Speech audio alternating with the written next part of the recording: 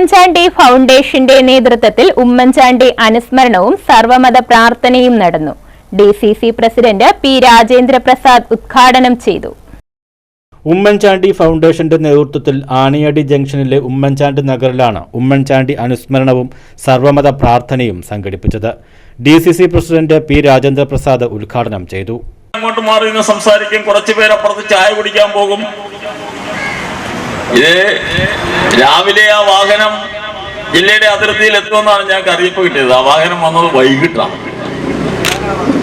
കാത്തു നിൽക്കുകയാണ് ആയിരങ്ങൾ. അവരുടെ മുഖഭാവമോ കണ്ണുനീരിങ്ങനെ വാർന്നുകൊണ്ടിരിക്കുകയാണ് അവരുടെ കണ്ണിൽ നിന്ന്. ആ വാഹനം കടന്നു വന്നപ്പോഴത്തേക്ക് പൊട്ടിക്കരയുന്ന ജനങ്ങൾ. ഞങ്ങൾക്ക് ഉമ്മൻചാണ്ടി സാറിനെ കാണണം എന്ന ദീനരോധനത്തോടുകൂടി ഓടിയെടുക്കുന്ന ജനങ്ങൾ.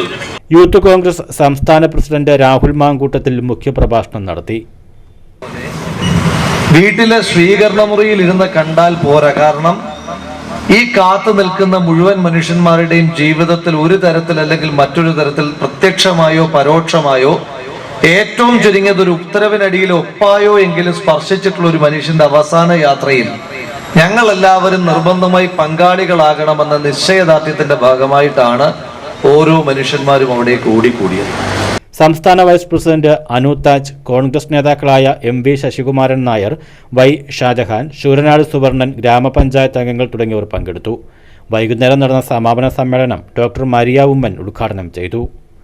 News bureau, Karunagappally.